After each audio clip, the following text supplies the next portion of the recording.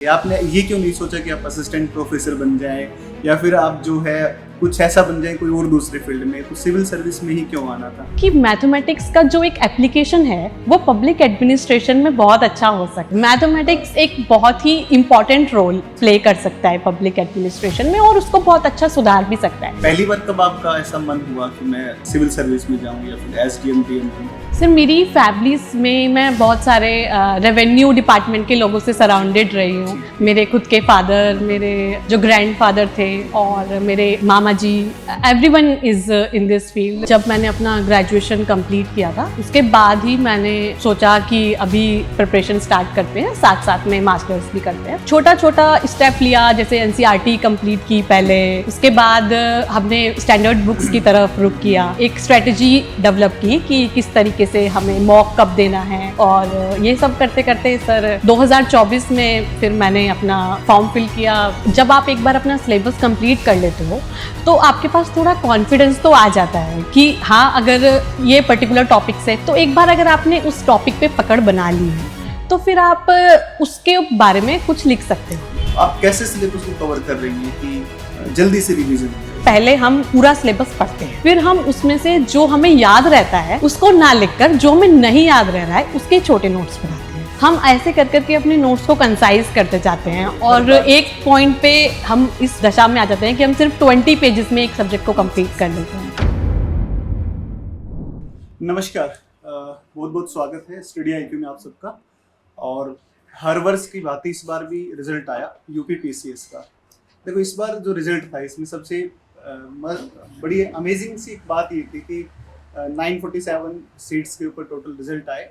और इसमें सबसे बेहतरीन बात थी कि जो एसडीएम की सीट है वो टोटल एसडीएम सीट 47 थी। और आप इस डेटा को सुनकर के चौंक जाएंगे कि 21 लड़कियां खाली एसडीएम बनी है। ये बहुत सरप्राइजिंग फैक्ट था, बड़ा मज़ेदार ये डेटा था कि इतनी सारी लड़कियों का एक साथ एक रिजल्ट में एसडीएम बनना। ये दिखा रहा है कि यूपी जो है वो प्रोग्रेस के किस पाथ के ऊपर चल रहा है। तो वाकई में दिखाता है कि हाँ, सोशल ग्रोथ यूपी किस तरीके से कर रहा है। और एक जो एक पर्दा होता है कि हाँ भाई, लड़कियां तो सिर्फ इसलिए होती हैं कि वो घर को चला सके, तो ये बैरियर को लगातार तोड़ रहा है। अभी पीछे भी आपने देखा कि यूपीएससी में फर्स्ट रैंक लड़कियों की बहुत बार, फर्स्ट सेकंड थर्ड फोर्थ लगातार लड़कियों की अच्छी रैंक है। और इस वर्ष भी बहुत अच्छे रिजल्ट जो है, आप समझ सकते हैं कि 21 अगर कोई लड़कियां किसी रिजल्ट में अगर एसडीएम है तो कितना बेहतर एक सोसाइटी को दिखाता है। तो आज हमारे साथ में गरिमा शर्मा है और गरिमा शर्मा के पास हम आए हैं 16 रैंक के साथ में। तो आपको बहुत सारी बधाई हो इसके लिए। Thank you sir, thank you और सो आपको मच। पहले तो ये बताओ कैसा लग रहा है आपको? सर बहुत अच्छा लग रहा है। आपको लग रहा था रिजल्ट हो जाएगा?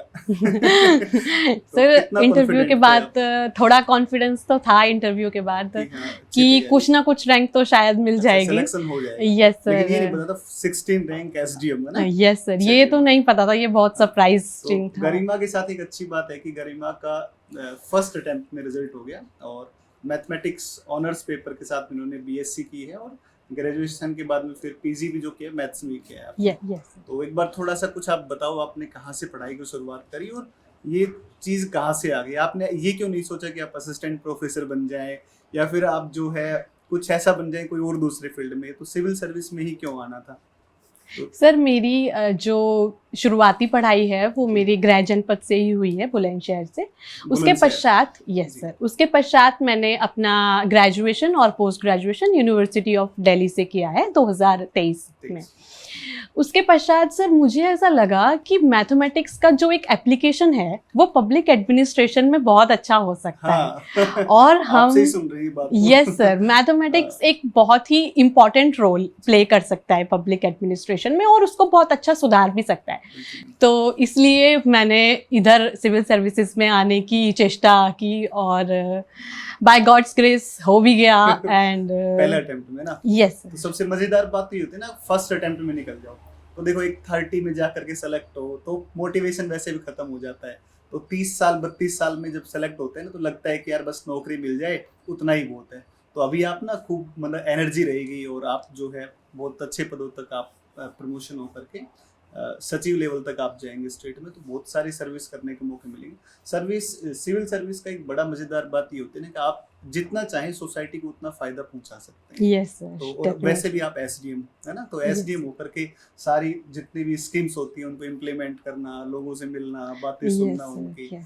और मैंने देखा है कि जो बुजुर्ग व्यक्ति होते हैं सोसाइटी के, वो मतलब एक पेंशन के लिए, पेंशन जैसी छोटी छोटी चीजों के लिए वो परेशान होते हैं, उनकी कोई सुनता नहीं। तो आपके पास एक बड़ी अपॉर्चुनिटी अब रहेगी कि आप सोसाइटी में बहुत अच्छा कर सकती हैं। तो आप अपने परिवार के बारे में थोड़ा बता सकते हैं? पापा, आपके मम्मी, और आप जिस बैकग्राउंड से आते हैं वो एक कैसा कल्चर है? ग्रामीण कल्चर है या फिर आपका जो है सिटी कल्चर में आप रहे हैं? तो क्या आपका राय का थोड़ा बताइए। सर, मैं एक अर्बन बैकग्राउंड से आती हूँ।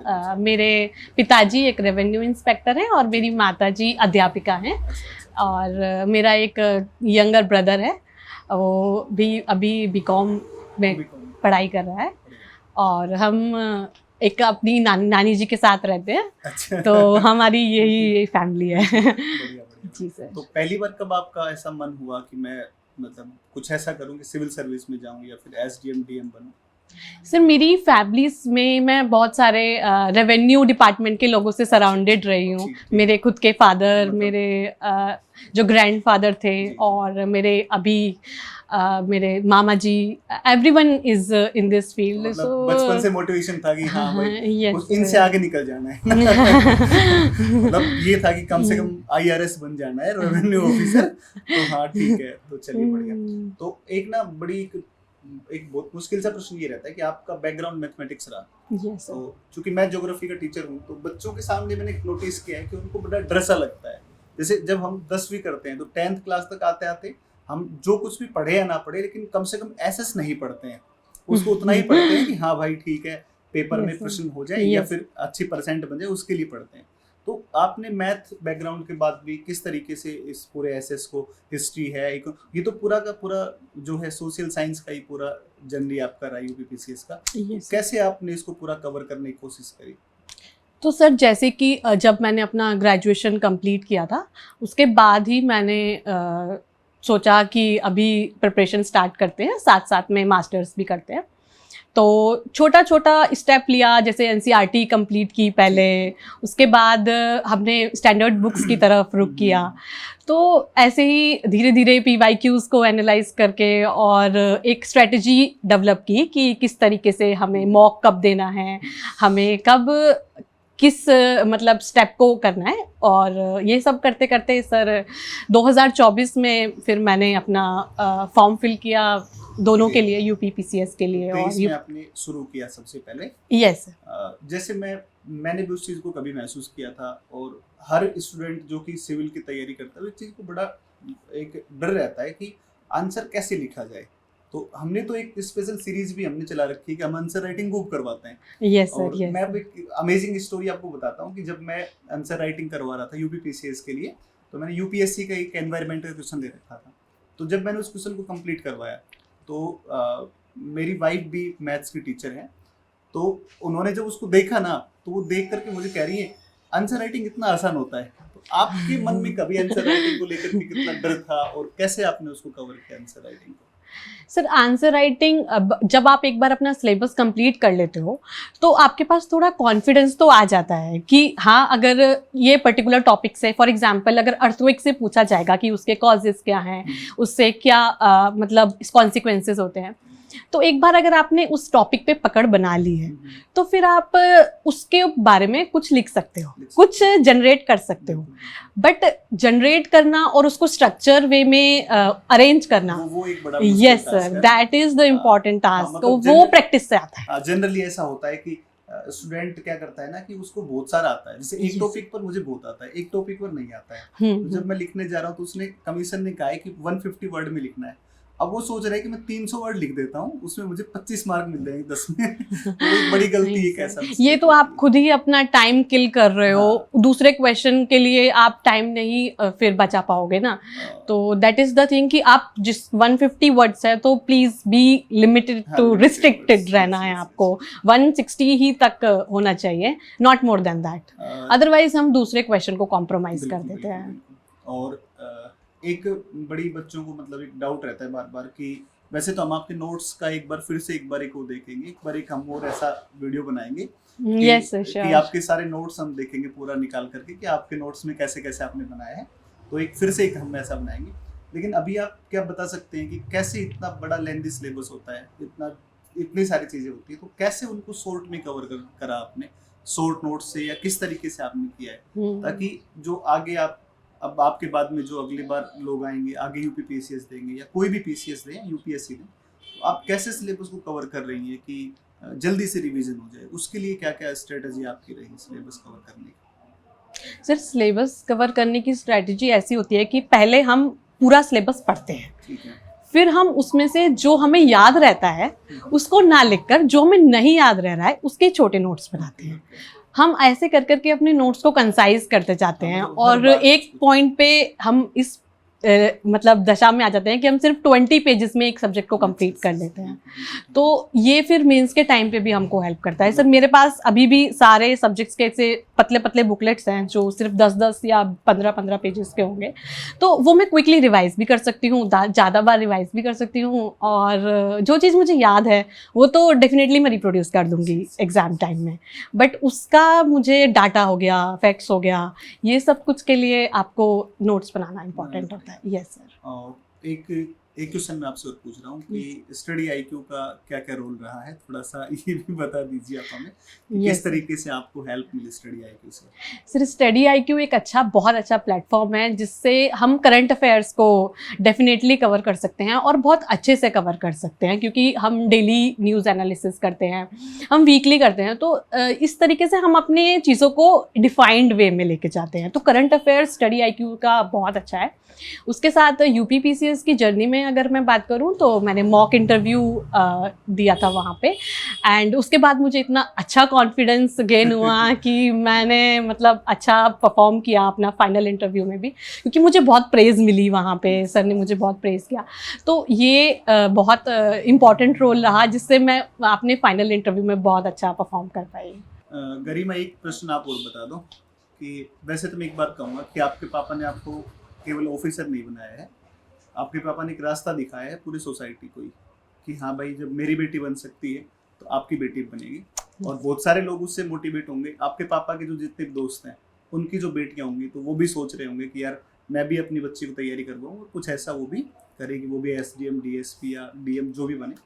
तो आप एक बार सिर्फ इतना बता दीजिए कि अब जो आपके बाद या आपकी छोटे सिस्टर हैं, जितने भी छोटे सिस्टर हैं, तो उनको आप क्या मैसेज देंगे कि वो किस तरीके से कैसे तैयारी करें, और इस बारे में आप थोड़ा सा बताइए कुछ, क्या मोटिवेशन है, कैसे अपने आप को मेंटली प्रिपेयर करें कि वो भी आपकी तरह कुछ बन जाए? सर सबसे पहले तो इसके लिए we have to stick to the syllabus. Syllabus हमारे लिए एक गाइडलाइन होता है, एक मतलब लाइट होता है जो हमें दिखाता है कि हमें किस डायरेक्शन में जाना है, तो वो सबसे इम्पॉर्टेंट है। उसके बाद हमारा रिसोर्सेज क्या रहने वाला है, तो we should go to the NCERT until and unless कि हमें कोई ऐसी बुक नहीं मिल रही है जो हमारा पूरा सिलेबस कवर कर दे। एनसीईआरटी बहुत इंपॉर्टेंट रोल प्ले करती है। और उसके साथ मैं कहना चाहूँगी कि कंसिस्टेंट रहें, डिसिप्लिन रहें, रोज़ का अपना टारगेट कंप्लीट करें, और थोड़ा सेक्रीफाइसेस करना पड़ता है, बट जो सक्सेस आपको मिलती है दैट पेज इट ऑफ। मतलब मैक्सिमम टाइम में ऐसा होता है ना कि बच्चे सेक्रीफाइस नहीं करते, कॉम्प्रोमाइज करते हैं। वो सोचते हैं यार चलो भैया की शादी है तो कम से कम एक वीक तो लगना ही चाहिए ताकि लगे कि यस शादी में गए थे ना, तो कॉम्प्रोमाइज ज्यादा करते हैं बच्चे। तो मुझे लगता है कि बच्चे जितने भी हैं वो कॉम्प्रोमाइज ना करें ना, तो चांस मिल सकते हैं। और आपने, मैं देख रहा हूँ कि आपसे बात करते टाइम लगातार आपने बहुत बार आपने बोला एनसीईआरटी। एनसीईआरटी का ना वाकई में एक बड़ा मतलब मेजर रोल है, क्योंकि यूपी पीसीएस को मैं अभी पिछले कई दिनों से बहुत डीपली एनालाइज कर रहा हूँ, सारे प्रीलिम्स और मेंस के पेपर, तो मैं देख रहा हूँ कि वहाँ से direct line to line, yes sir exactly. और यूपी अभी इसका बिहार पीसीएस का एग्जाम हुआ तो मैं बताऊं कि जो एनसीईआरटी के क्लास 9th के जो न्यूमेरिकल्स थे फिजिक्स के, वो सीधे न्यूमेरिकल्स पेपर में थे डायरेक्ट। ऐसे क्लाइमेट के सीधे कॉन्सेप्ट हैं वो डायरेक्ट वहाँ से एनसीईआरटी से मिलते हैं। सर इनफैक्ट जो एनसीईआरटी में लास्ट में जो क्वेश्चन पूछे जाते हैं वो भी डिटोट के वैसे पेपर में आ जाते हैं। Yes sir. और जो यूपीएससी में एनवायरमेंट इकोलॉजी का जो पोर्शन था जो क्वेश्चंस कहीं नहीं मिले थे वो एनसीईआरटी से एज इट मिले थे वो। Yes sir. तो वो लग रहा था क्वेश्चन देके बड़ा डिफिकल्ट क्वेश्चन है, लेकिन डायरेक्ट एनसीईआरटी से क्वेश्चन थे। तो एनसीईआरटी एक बड़ा मतलब शानदार चीज है। यस हाँ, ये थोड़ा सा हो सकता है इसमें हम ये कर सकते हैं कि बेसिकली जैसे हम रेफरेंस बुक का आपने हेल्प। जैसे मैथ से पढ़ाई करी तो Yes, आपको हिस्ट्री पढ़ने के लिए डायरेक्ट एनसीईआरटी आपको समझ में नहीं आएगा, तो यस आप बेसिक कॉन्सेप्ट उससे कर लें और फिर उसके बाद एनसीईआरटी को पूरा properly yes down Vipin Chandra and वो ऑल, सब फिर you go step by step. उसके बाद यस सर। तो एक बार फिर से गरिमा आपको बहुत सारी शुभकामनाएं। Thank you.